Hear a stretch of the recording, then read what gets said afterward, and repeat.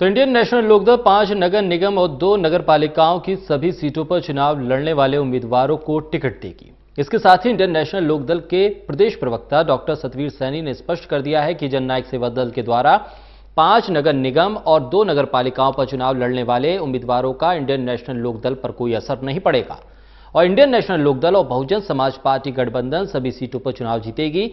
इस बारे में खास बातचीत के हमारे संवाददाता अनिल कुमार ने इंडियन नेशनल लोकदल के प्रदेश प्रवक्ता डॉक्टर सतवीर सैनी से। जननायक सेवा दल नगर निगम और नगर पालिकाओं की सभी सीटों पर अपने उम्मीदवार खड़ा करेगा। इसका इनेलो पर क्या असर पड़ेगा, इस समय मेरे साथ हैं इनेलो के प्रदेश प्रवक्ता डॉक्टर सतवीर सिंह सैनी। इनसे जानते हैं। जी सैनी, देखिए, जो ये चुनाव आ रहे हैं और इसमें कांग्रेस भी बगैर अपने सिंबल के लड़ने जा रही है, जननायक सेवा दल भी होगा और इंडिपेंडेंट भी होंगे। तो जो भी जिस पार्टी का जो भी कैंडिडेट का जो भी बात होगी, ये तो पार्टी की एक, हर पार्टी की एक अपनी क्रेडिबिलिटी है, हर पार्टी का एक अपना इतिहास है, उसका लोगों में विश्वास है और जो नीतियां हैं। हमारी पार्टी तो चौधरी जननायक स्वर्गीय चौधरी देवीलाल की जो विचारधारा है, जो फिलॉसफी है, उसको लेके चौधरी ओम प्रकाश चौटाला के नेतृत्व में जो मार्गदर्शन हमें मिलता है हमारी पार्टी को, उसको उन मुद्दों को लेके जो भी हमारी सरकार के टाइम में रहते हुए स्थानीय निकायों के चुनाव में जो हमने हमारा भूमिका रही है पिछले चुनाव में, और आने वाले चुनाव में जो हमारा मैंडेट होगा, जो हमारा मैनिफेस्टो होगा, जो हमारी लोकल स्थानीय जो मुद्दे हैं उनको लेके हम जाएंगे चुनाव में।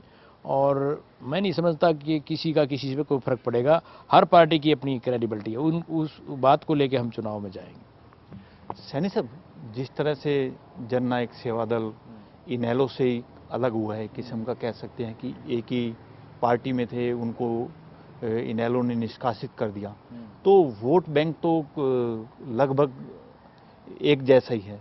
तो इससे लगता नहीं कि इनेलो के जो उम्मीदवार हैं वो प्रभावित होंगे उनके उम्मीदवार खड़े होने पर? नहीं, ये जब एक ही बात जब कही है कि हमारे निष्कासित हमारी पार्टी से हैं और अभी तो उनको खड़ा होना है as a party, as a संगठन, उनका कोई अभी बेस है नहीं। जब संगठन बनेगा, जब किस तरह की नीतियाँ लेके आते हैं, किस तरह के कैंडिडेट उनके आते हैं, और दूसरे भी हैं, खाली एक पार्टी की बात नहीं होती, दूसरे भी हैं जो इंडिपेंडेंट की, क्योंकि इंडिपेंडेंट वाली बात है, ये चुनाव लड़ेंगे जो भी इनके कैंडिडेट होंगे। तो मैं नहीं समझता हमारी पार्टी का जो वोट बैंक है उस पर कोई लंबा चौड़ा फर्क पड़ेगा। रादर हमारा जो गठबंधन है बसपा का और इनेलो का, वो स्वीप करने की स्थिति में है। पांचों के पांचों जो मेयर के जो चुनाव हैं हम जीतेंगे और पूरे बहुमत के साथ जीतेंगे, क्योंकि कारण ये है कि कांग्रेस पहले ही मैदान छोड़ कर जा चुकी है।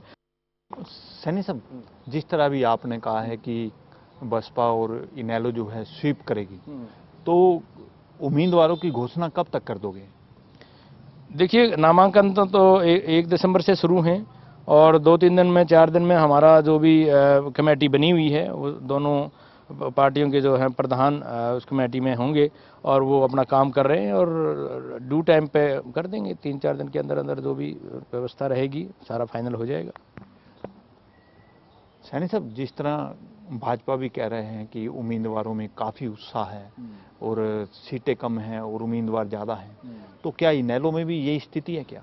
हाँ, बिल्कुल बिल्कुल, टिकट मांगने वाले बहुत हैं, लेकिन वो देखना होगा कि कौन कैंडिडेट बेहतर प्रदर्शन कर सकता है और सारे पहलू देखे जाते हैं। जीतने वाले कैंडिडेट को प्राथमिकता दी जाएगी और सारे पहलुओं को ध्यान में रखते हुए ये टिकट दिए जाएंगे। सैनी साहब, ये कह सकते हैं कि इनेलो जो है ठोक बजाकर उम्मीदवारों को टिकट देगी? हाँ, उसमें तो देखो, मेरिट का आधार तो हमेशा रहा है, क्योंकि बगैर मेरिट अगर कोई कैंडिडेट को नहीं मिलेगा टिकट, तो उसका प्रदर्शन ठीक नहीं रहेगा और वो पार्टी ऐसा रिस्क कोई भी पार्टी नहीं लेती। अपने हिसाब से जो भी करते हैं वो अच्छे के लिए होता है और मैं ये समझता हूँ कि हमारी पार्टी भी इसी प्रकार का मापदंड के हिसाब से आगे जाएगी।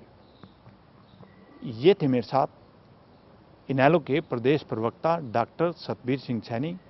इनका कहना है कि जन नायक सेवा दल जो चुनावों में उम्मीदवार उतारेगा उसका इनेलो पर कोई असर नहीं पड़ेगा।